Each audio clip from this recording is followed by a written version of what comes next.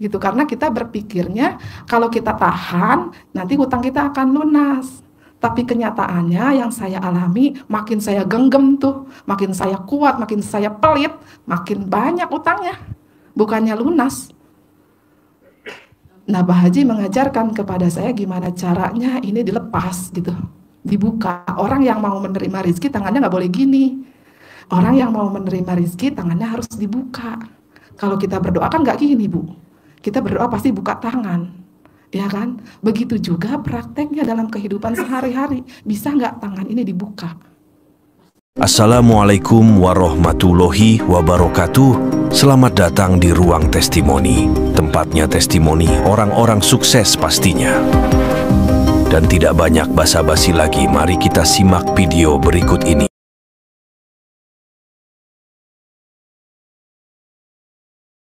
Sedekahnya dijalankan, ibadahnya dijalankan. Seperti saya dulu menjalankan sedekah, apakah langsung gede? Enggak.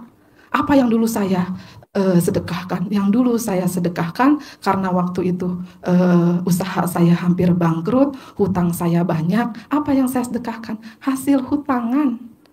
Kalau minta utang duit mah udah nggak ada yang ngasih. Karena tuh utang udah setiap penjuru gitu. Lalu ada yang ngasih utang apa? Ngasih utang snack, ngasih utang susu, kasih utangan permen. Tapi kan dulu sebelum mengenal RDAY, jangan pun itu snack, permen, susu disedekahin. Untuk anak kita makan aja jangan. Orang sepak paling untungnya setengah bungkus, bukan sebungkus. Sedus paling untungnya sebungkus. Kan mau dimakan anak kita jangan. Jangan, gak ada untungnya.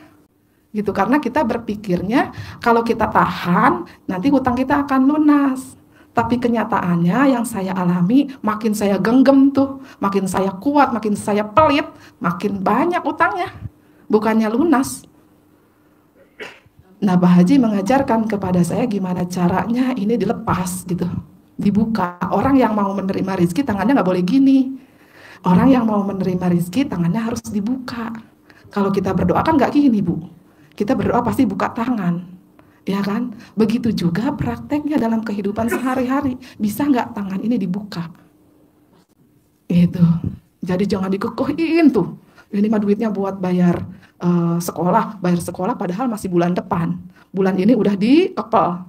Terus ini mah jangan disedekahin. Ini mah buat bayar listrik. Padahal bayar listrik baru nanti.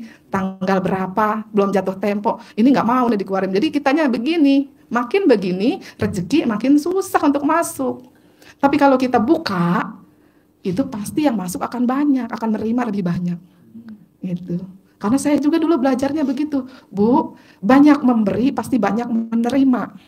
Kalau ibu tidak memberi berarti tidak akan pernah menerima. Saya terngiang-ngiang tuh, pelit nggak dulu saya? Pelit banget. Suami sama aja 11-12.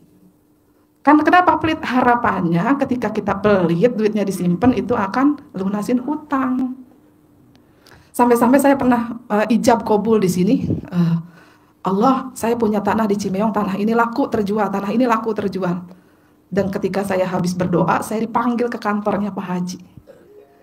Bu, lu minta apa sama Allah? Ini Pak Haji, saya mau jual tanah di daerah Cimeong, di desa, di kampung. Emang tanahnya berapa duit harganya? Ya harganya nggak seberapa sih, namanya di kampung, paling 50.000 semeter. Ada berapa tanah lu? Ya paling berapa ribu sih Pak Haji lah, namanya juga kita nyicil pelan-pelan, pengen punya tanah tadinya gitu. Terus kenapa nih mau dijual? Kenapa lu ijabin ke anak yatim mau dijual? Kenapa lu ijabin ke Allah? Ini tanah supaya laku. Kata saya untuk bayar utang. Terus kata beliau tanya lagi, terus kalau tanah lu yang di Cimeong ini dijual, laku terjual, ngelunasin nggak semua utang lu? Iya kagak Pak Haji, utangnya berapa? Tanahnya berapa? Paling cuman bisa buat utang-utang yang perintilan. Kalau begitu gua nggak setuju tanah lu dijual. Saya bilang, kok nggak setuju Pak Haji? Iya, gua nggak setuju. Gua maunya lu tuh beli lagi. Pada saat itu saya agak mutar juga kepala saya. Oh, ini aja mau dijual buat bayar utang, saya disuruh beli lagi tanah. Pada saat itu tidak mungkin.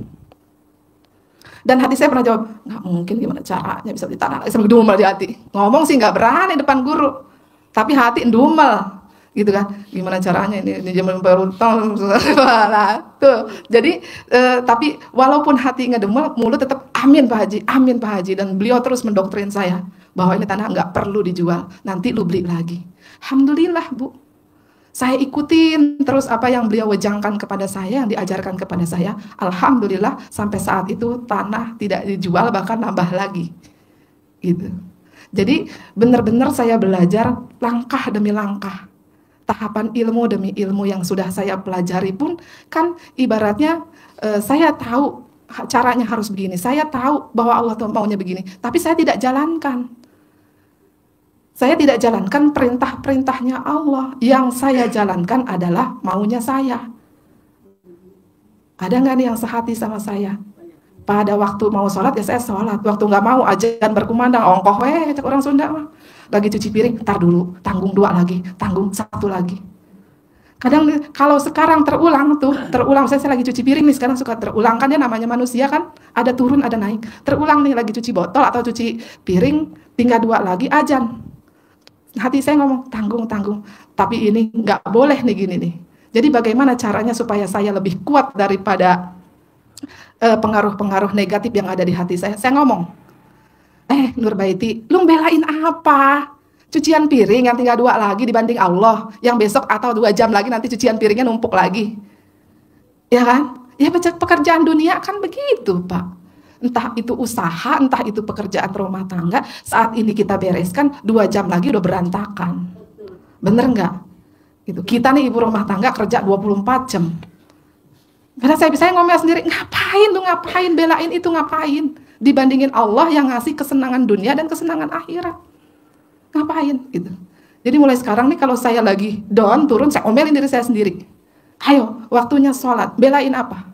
Belain duit, bisa di toko nih, lagi tanggung lain yang belanja. Padahal bisa ditinggal karena ada karyawan, tapi kita lanjut dulu nih. Tanggung, ntar nih seorang lagi, dari seorang ini nanti baru sholat, datang lagi. Seorang lagi, entar Allah, seorang lagi, habis ini saya sholat. Belain apa? Duit, ya kan? Duit yang sekarang kita dapat, terus kita bayar utang, apa masih milik kita? Enggak. Atau kita beliin makan, setelah itu kita makan, terus jadi kotoran, apa masih milik kita? Enggak, ngapain gitu. Jadi kadang sekarang saya terapi diri saya sendiri untuk tidak lalai terhadap sholat.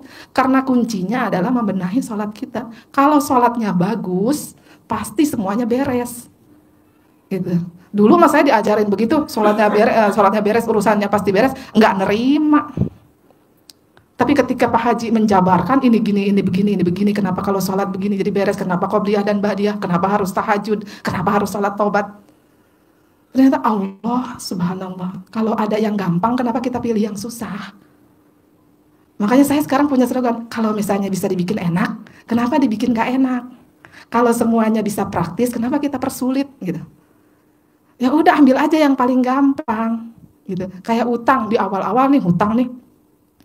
Waktu itu saya terasa banget hutang perbankan saya 2M Bu. 2M belum yang setiap hari nagihnya. Mungkin kalau di jumlah jambleh mah ya ada 6M kali ya gitu. Dan itu luar biasa. Ketika saya berusaha banget, mengejar banget untuk melunasi utang, membengkak.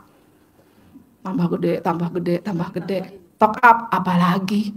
Wah lunas nih, lunas sementara, besok tagih lagi. Tapi ketika saya mengejar Allahnya, Allah, oh udah deh, saya ridho atas seluruh hutang piutang ini. Emang tadinya ini utang saya pinta, ya kan? Cuman kita waktu minta hutangan, kita nggak inget tuh, gitu, nggak inget karena begitu ada utang, ternyata utang nggak enak. Ya akhirnya kita minta lunas hutang, tapi kita nggak terima dulu hutangnya. Dan saya diajarkan sama Pak Haji, Bu, bisa nggak kalau lu doa, terima dulu. Bisa nggak kalau ada sesuatu terjadi, jangan innalillahi dulu, alhamdulillah dulu. Emang innalillahi buruk Pak Haji? Enggak, cuman Allah biasa aja, nggak takjub. Gitu. Jadi kalau innalillahi buruk, enggak, boleh. Tapi bisa nggak alhamdulillah dulu. Jadi saya dulu ketika ada hutang, innalillahi wa inna ilaihi rajiun, kan musibah. Saya kesandung innalillahi, lagi jemur pakaiannya ngegubrak innalillahi, karena memang kembali kepada Allah, tapi ternyata guru saya mengajarkan, jangan dulu lu kembaliin, lu terima dulu. Sampai saya dikasih contoh, Pak Haji waktu itu lagi makan donat, Bu, nih donat nih. Padahal waktu itu saya datang nggak bawa apa-apa, Dia bilang, ini gue lagi makan donat nih. Seandainya donat ini dari lu yang bawa, gue baru masukin ke mulut, gigit rasanya, baru keicip dong rasanya, gue lempar ke muka lu. Bu, tuh donatnya kagak enak. Lu bawa aja sono buat lu. Gimana perasaan lu? Saya bilang, saya sambil duduk, saya terluka Pak Haji. Saya kecewa. Kira-kira kalau besok lu punya kue yang enak, lu bawain gue lagi nggak? Ya enggak lah, orang itu aja dihina. Kan gitu, ngapain gue kasih Pak Haji, ini gue makan sendiri. Kemarin aja dibawain donat, dia nggak mau, dilempar ke muka, kan begitu. Nah itu Allah tuh. Coba sekarang dirubah ceritanya. Lu bawain donat ke gue, terus gue makan, gue nikmatin apapun rasanya. Terus gue bilang sama lu, Bu, makasih ya. Alhamdulillah ya, donatnya enak. Padahal belum tentu tuh donat enak. Tapi gue bilang sama lu, ini enak, alhamdulillah gue seneng banget. Gue bahagia banget lu bawain donat. Gimana perasaan lu? Nanti lu akan cari-cari lagi nggak makanan yang enak buat gue? Cari-cari dong Pak Haji, apalagi yang Pak Haji demen ya. Ya kan? Bener nggak Bu? Pernah nggak ngalamin ini di dunia nyata? Gitu. Begitu juga Allah Bu. Ketika hutang dikasih, lalu kita bilang, saya kembaliin lagi kepadamu Allah, mentok. Udah semuanya utang saya urusan lu, urusan Allah. Itu Allahnya nggak suka. Apapun ketidakbaikan yang kita terima, alhamdulillah dulu.